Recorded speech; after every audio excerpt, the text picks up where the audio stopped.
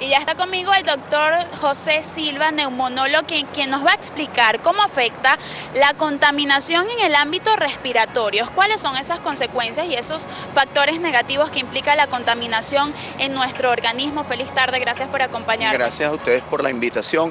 Bueno, la contaminación ambiental va a favorecer la aparición de enfermedades respiratorias por una parte y por otro lado va a empeorar la situación de las personas que ya tienen algún tipo de padecimiento respiratorio. Cuando uno habla de contaminación, en realidad hablamos de una gran cantidad de sustancias. Así es. Las sustancias que realmente son más dañinas son las partículas en el rango respirable, es decir, las partículas que tienen entre 0,1 y 10 micras, que son las partículas que son capaces de llegar profundamente en el pulmón. Las partículas más grandes se quedan en la nariz y las partículas más pequeñas entran y salen. Entonces, las que son capaces de depositarse en el pulmón son las más dañinas. ¿Qué tipo de daño hacen? Básicamente un problema de tipo inflamatorio. Se va a producir una inflamación no solo de las vías respiratorias, sino hasta del mismo parénquima pulmonar.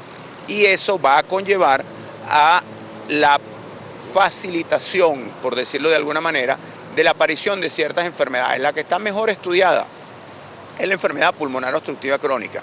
Se ha visto que, por ejemplo, cuando dos personas que tienen la misma carga tabáquica, que fumaron lo mismo, pero una vive cerca de una vía rápida como esta, llena de automóviles, y la otra vive en un ámbito rural con un aire mucho más limpio, la que vive más cerca de las vías grandes tiene más chance de desarrollar enfermedad respiratoria. ¿Qué pasa también entonces con los fumadores pasivos que también, por ejemplo, viven en la ciudad, muy cerca de la ciudad, están rodeados de personas que consumen el tabaco? ¿Esto también podría ser un riesgo de la aparición? Sin duda, el humo de tabaco de segunda mano es el contaminante ambiental más peligroso, en el sentido que es el que más mata, porque es el que hay más gente expuesta a él.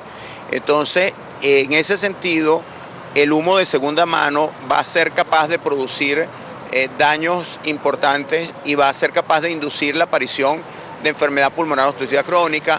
En los niños es capaz de producir otitis media, va a empeorar y hacer que aparezcan con más frecuencia los ataques de asma. ¿Y las personas de la tercera edad también son un poco más vulnerables? Las personas de la tercera edad también son un poco más vulnerables. En general, clasificamos como las poblaciones más vulnerables a las edades extremas de la vida y a las mujeres embarazadas, porque la mujer embarazada lleva dentro de ella a otro ser y la exposición a la contaminación ambiental puede inducir trastornos en el crecimiento intrauterino, produciendo retardo del crecimiento y el nacimiento de niños de bajo peso para su edad gestacional. Bien, hace poco fuimos víctimas del fenómeno Calima. ¿Esto qué consecuencias pudo haber traído o trae el fenómeno Calima en la población caraqueña?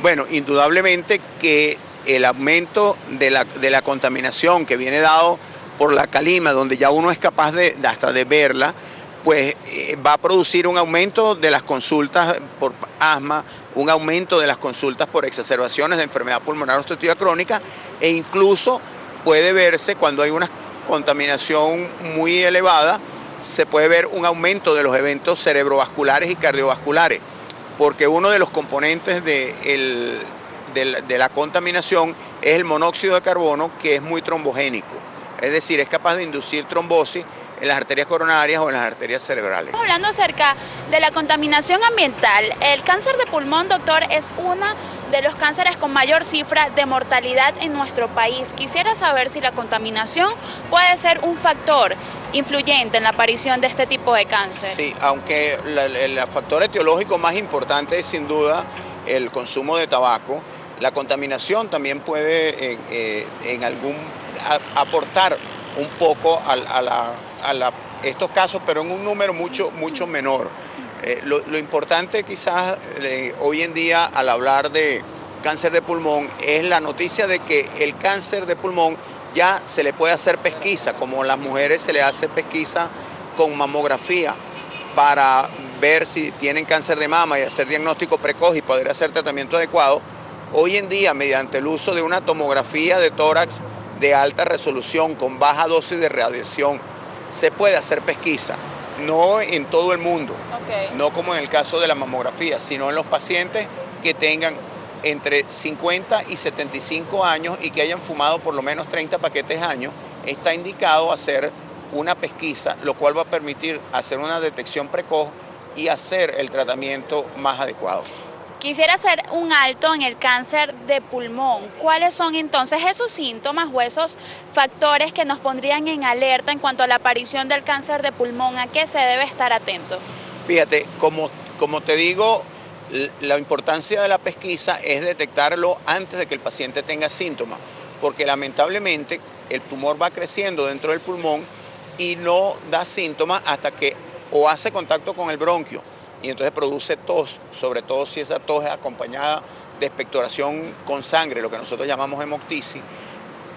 En el caso de que la invasión no sea a los bronquios, sino a la pleura o a la pared costal, va a producir dolor. Incluso algunas veces vamos a tener ya la manifestación remota por una metástasis. Entonces vamos a tener, por ejemplo, una fractura espontánea o una convulsión en un paciente que tiene una metástasis cerebral. La presentación es muy variada y yo creo que lo más importante es que el fumador conozca que está en riesgo y que busque las maneras de hacer diagnóstico precoz a través de la pesquisa, antes de tener síntomas. En cuanto al tabaquismo, usted como neumonólogo considera que a futuro podrían aumentar el cáncer de pulmón debido al tabaquismo.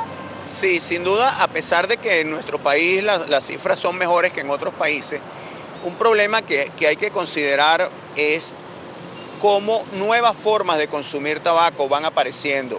El caso de la narguila, que es muy popular entre la gente que viene del Medio Oriente. Eso la gente cree que es natural, que como el humo pasa por agua no es tóxico. Y la verdad es que fumar narguila durante una hora es el equivalente a fumarse 5 cajas de cigarrillo. Entonces, o sea, que tiene mucho más impacto en nuestra salud. Mucho más impacto. Entonces, como la gente le parece, además el etiquetado del tabaco que se usa en la narguila no obliga a poner cuánto alquitrán tiene. Okay. Entonces ellos dicen 0% de alquitrán. Claro, el cigarrillo también tiene 0% de alquitrán hasta que no lo prende. Lo que pasa es que ellos están obligados a poner cuánto alquitrán hay al quemarlo, pero como en el otro no están obligados, ponen 0%. Entonces la gente va a creer que es más sano o que es menos peligroso. Y también pudiéramos hablar, no sé si hay tiempo, del cigarrillo electrónico. Quisiera saber qué está haciendo Venezuela, en este caso la Sociedad Venezolana de Neumonología, en cuanto a la prevención de las enfermedades respiratorias. Bueno, nosotros hacemos en la medida de nuestras posibilidades.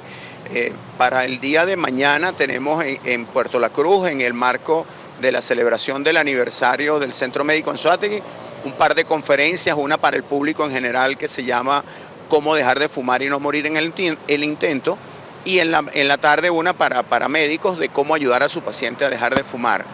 Adicionalmente, para el mes de julio vamos a tener el Congreso Venezolano de Neumonología y Cirugía de Tórax en el Hotel Eurobuilding desde el 21 hasta el desde el 19 hasta el 23 de julio.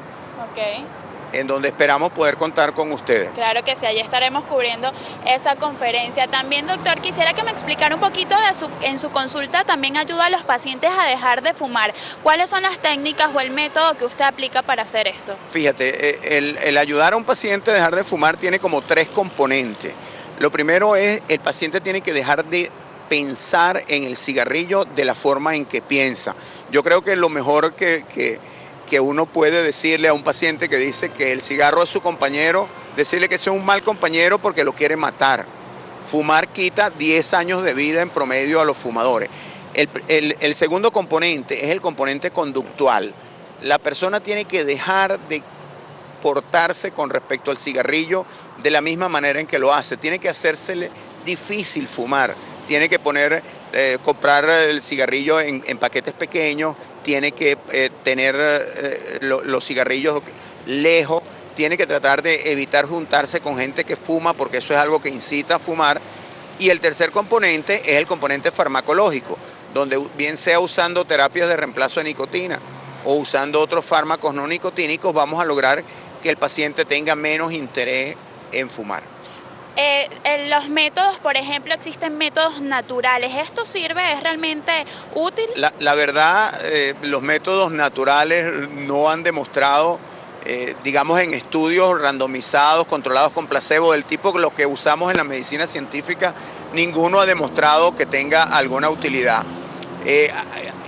En algún momento apareció un estudio donde combinando parches de nicotina con hipnosis se logra una mayor efectividad que cuando se usan los parches de nicotina solo. Pero estos métodos del tipo de la hipnosis o de los productos naturales, la verdad es que no funcionan y no son una buena idea.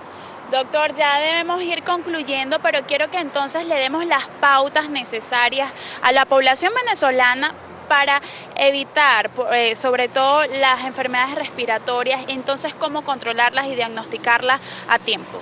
Fíjate, en cuanto a la parte de evitar la contaminación ambiental, hay que evitar las horas de mayor contaminación. Temprano en la mañana o al final de la tarde son los momentos en que hay más contaminación, entonces hay que evitar exponerse.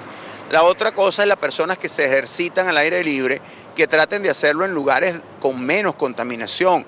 Es mejor hacerlo al interior de un parque y no por una vía rápida. Correr por la orilla de la autopista o de una avenida no es una buena idea. Sería mucho más fácil si tuviéramos cifras en cuanto a la concentración de contaminantes y eso se publicara diariamente, de manera que la gente supiera cuáles son los días que hay más contaminación. Lamentablemente esas cifras no están disponibles. También el mensaje de hoy sin duda es cuidar a nuestro medio ambiente, nuestra madre tierra, y eso está en cada uno de nosotros y por supuesto en los entes gubernamentales. Y una pregunta muy personal, ¿qué haría usted para cuidar nuestro medio ambiente? ¿Cuál sería la solución? Bueno, yo creo que una de las cosas importantes para cuidar el medio ambiente es utilizar la energía de la manera más eficiente, utilizando equipos de aire acondicionado más eficientes, evitando abrir la nevera demasiado, usar, llenar la lavadora completa, todas esas cosas que la gente a veces no entiende, que en Venezuela tenemos una energía relativamente barata, pero el problema es que para producir esa energía estamos destruyendo la naturaleza. La naturaleza, así es, doctor. Sus vías de contacto. Para seguirme en Twitter, José Silva F, y el Twitter de la sociedad, @Sobetórax. Gracias por acompañarnos la tarde de hoy, doctor. ¿A usted le gusta el fútbol? Sí, claro. Bueno, entonces estemos muy atentos ustedes también en casa porque a continuación viene Noticias Globovisión Deportes con todos los detalles de la Copa América Centenaria Colombia, Estados Unidos. Yo me despido desde aquí, desde la Plaza Los Vientos en Caracas, cerquita del Museo de Arte Contemporáneo y de la Avenida Bolívar. Recuerden nuestras vías de contacto, salud_gb y nuestro correo electrónico noticiassalud@globovision.com. Que tengan feliz fin de semana y recuerden que crear conciencia es cuidar nuestra naturaleza.